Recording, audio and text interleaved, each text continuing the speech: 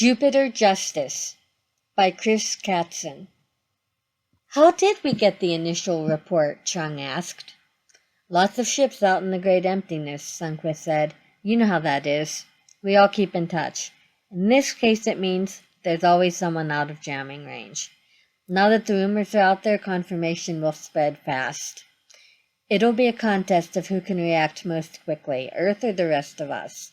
She clasped Canham's shoulder, then turned toward a towering redhead on the other side of the bridge. What's the ship's status? Chung partially caught the man's reply. She thought he was saying all systems at optimal efficiency, but Canham's hand on her wrist drew her attention back. She quirked an eyebrow at him. He met her eye, then pointedly looked down at the monitor, brushing it with a finger to play a paused video.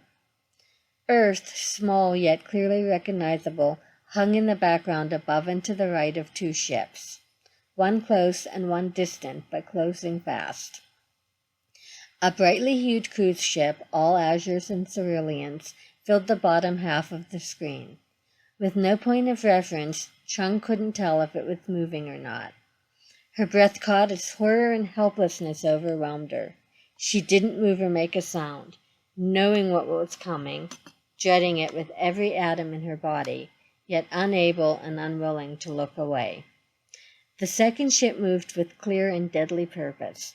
The iron-gray warship, emblazoned with Earth's emblem, Earth at the center of all the colonies, loomed between the luxury vessel and Earth, growing larger as it sped towards its target. Blinding white beams of light shot from the battleship and raked the length of the cruise ship broadside. Smaller explosions and blossoms of flame surged and grew, racing together in seconds until a fireball engulfed the ship, then vanished, leaving nothing behind but a rapidly expanding and fading fiery haze. Chung's insides twisted, caught in a war between throwing up in despair and agony or exploding in blind fury. Canham looked back up at her, a pleading question in his dark eyes welling with tears. She held up a hand for him to wait, then walked over in time to hear the engineer's final suggestion, to double-staff each engineering post just to be safe. Good thinking, do that. Ambassador, but the instant she saw Chung, Sunquist's words died on her lips. There's a video, Chung whispered, and felt like she'd plunged a double-edged blade into her friend's chest. Sunquist's face froze into an inscrutable mask. She blanched, going paler than Chung imagined any living person could get. But scant moments later she flushed crimson with rage. Turning on her heel, Sunquist strode to the communications station and stabbed play video with a finger. She watched the scene 3 times.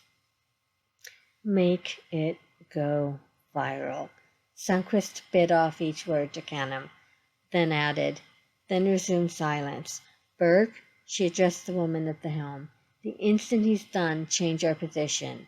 Don't let the dreadnought see us when it gets here. Send out some drones so we'll still be able to see them, at least until they start jamming. Then switch to old-school optics to ensure they don't move into our line of sight. Pre-program the drones, move out of jamming range if they lose contact with us. If they deploy their own drones? Burke asked. Sunquist mulled over that for just a second, then shook her head. Keep us out of sight. Back us out of the system if you have to. Turn off our ID transponder. Make sure we can get out of jamming range when we need to.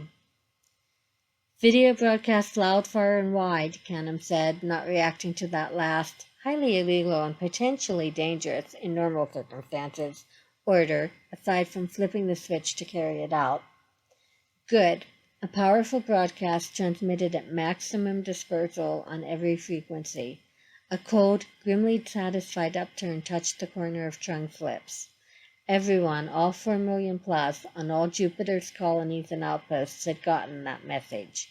If even half forwarded it, the resultant flood of data would be impossible to stop. Cleopatra's signal would span the entire system in well under a day. Those rebroadcasting the video would boost its reach exponentially. Earth's government couldn't ignore it. They certainly couldn't deny it. The battle-ready dreadnought really ruined the view of Jupiter. The spectacular vista of browns, oranges, and golds, with myriad other colors including reds and whites thrown in, normally raised Chung's spirits and filled her with awe, even after decades in space. Presently, though, the Warhawk-class starship, positioned between her own diplomatic vessel and the planet, raised only her ire and filled her with fury and contempt. Arms folded tightly across her chest, Chung stifled a growl as she stood at the transparent hull and glowered at the obstructed view of Jupiter's rainbow swirls, whirls, and bands. Then jamming started, and static exploded onto the view screen.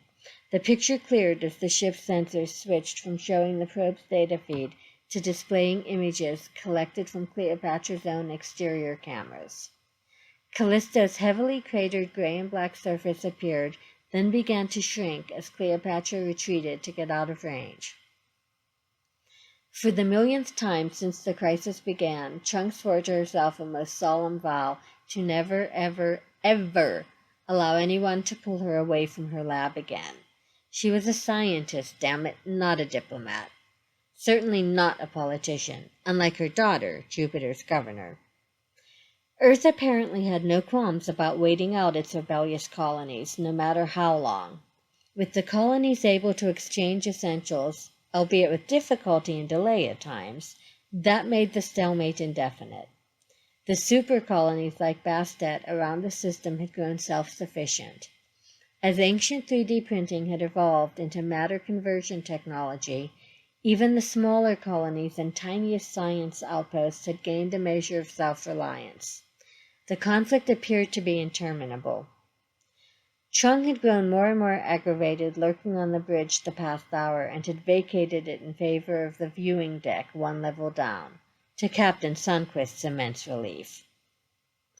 Although Sundquist was far too professional to show it, the barest flicker of emotion had crossed her lean, weathered face when Chung said she was stepping away. Hiding was making the entire crew snappish and short-tempered. Chung's presence and foul mood were exacerbating it. The crew hated the inactivity every bit as much as she did. The last thing they needed was her looming over their shoulders to drive the point home. The last thing she'd heard as the lifter slid shut and cut her off from the bridge was Canham saying something about Mars and the Murelian flu. Chung caught her breath, her heart instantly going out to Mars. That was the very last thing they needed now. She prayed they had enough medicine on hand. She refused to dwell further on something out of her control. She and her own crew needed something to do.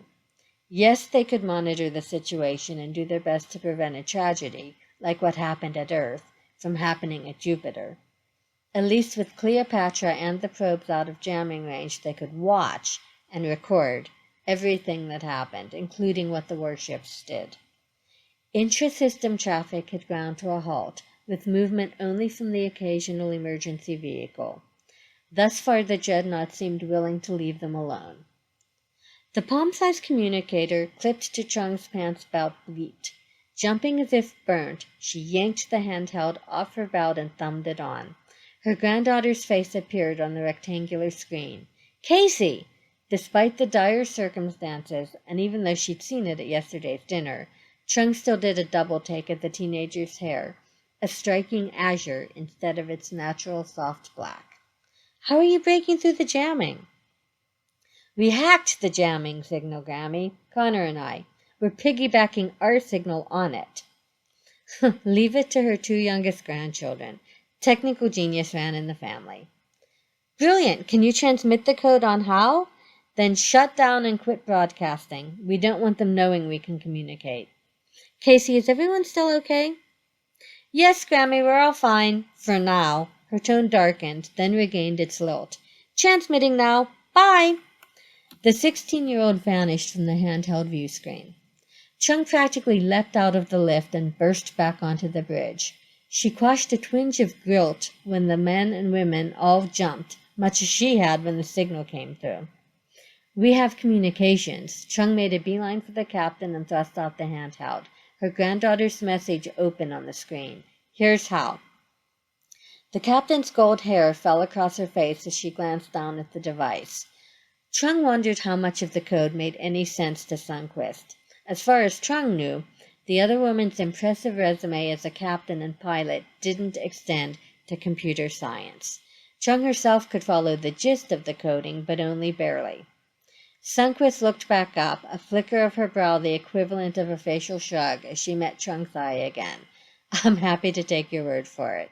Chung gave a slight smirk. "Yes, it's over my head too, but I get the idea." She followed Sundquist as the captain handed off the handheld to Canham. "Can you make sure this works, but still maintain radio silence?" Sundquist asked. "I'll get right on it, ma'am." He slid the handheld into a port on his console, downloaded the message, then handed the comm back to Chung. The device bleeped again as it touched her palm, nearly startling her into dropping it. Every signal sent increased the risk of discovery. She knew Casey understood that. Chung scowled as she thumbed open the message. Text only, no live video this time. Her gasp drew the attention of everyone on the bridge. She stared at the 5 words as if she could force them to rearrange into a different message. Instead, they remained defiantly immutable. Mom and Connor, Murelian flu. Chung cursed the insidious disease, only now realizing the significance of the reports of it on Ceres and then on Mars. Even more passionately, she cursed the government back on Earth and its obscene, foolhardy power grab. The colonies could have waited them out, but not now. Now they had practically no time at all.